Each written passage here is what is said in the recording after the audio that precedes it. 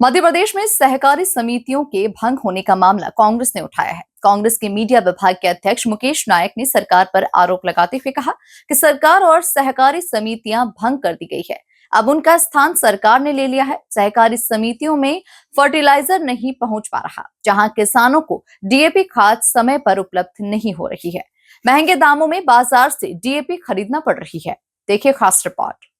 भारत सरकार में मध्य प्रदेश का है और ऐसा कृषि मंत्री जो एक दशक से ज़्यादा जिसने मध्य प्रदेश में मुख्यमंत्री के रूप में काम किया है, जो ये कहता रहा है कि हम कृषि को लाभ का धंधा बनाएंगे, वर्तमान मुख्यमंत्री भी वही भाषा दोहरा रहे हैं। लेकिन कितनी दुर्भाग्यजनक बात है कि आज एक तरफ कृषि उपकरणों के दाम महंगे हो गए, खाद, बीज, केमिकल फर्टिलाइजर के दाम महंगे हो गए। सोचो आप कि 500 रुपये किलो बीज मिल रहा है मक्के का और 2000 रुपये क्विंटल बाजार में बिक रहा है। यानी किसान जब खरीदे तो 500 रुपये किलो और जब बेचने जाए तो 2000 रुपये क्विंटल।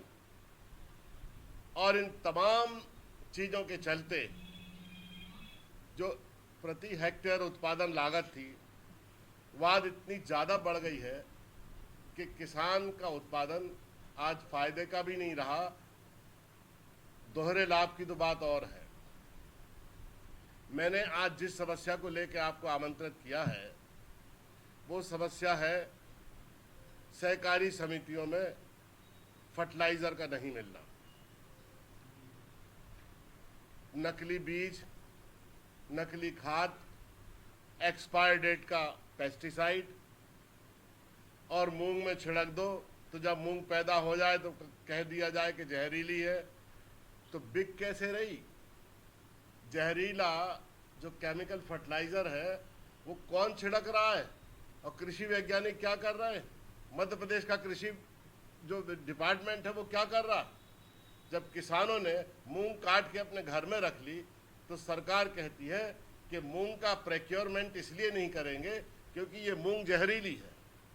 उस समय आप सो रहे थे जब जहरीला केमिकल फर्टिलाइजर पेस्टिसाइड बिक रहा था। दूसरी चीज, निजी क्षेत्र में बाजारों में डीएपी खाद महंगे दामों पर उपलब्ध है, सोसाइटियों में क्यों उपलब्ध नहीं है? आज बड़े दुख के साथ मुझे ये कहना पड़ रहा है कि सहकारी आंदोलन मध्य प्रदेश में समाप्त कर दिया गया है। न सहकारी बैंक रहे न सहकार रहा, सब कुछ सरकारी हो गया है।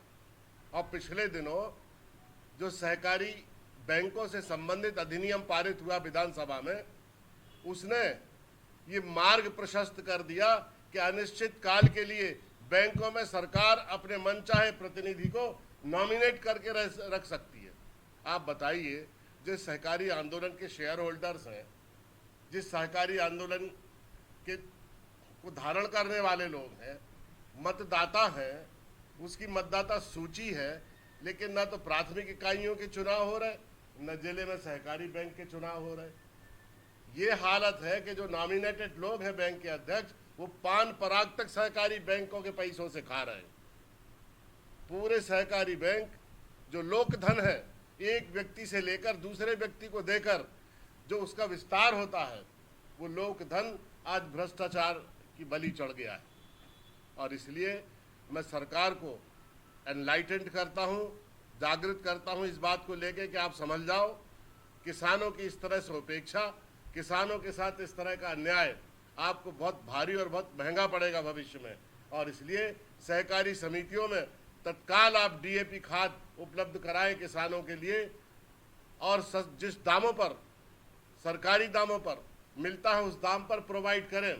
और जो कालाबाजारी करने वाले निजी क्षेत्र के व्यापारी हैं, जो महंगे दामों पर डीएपी खाद बेच रहे हैं, उनकी आप धरपकड़ करें, उनको नियंत्रित करें, उन पर कार्रवाई करें ताकि किसानों को राहत मिल सके।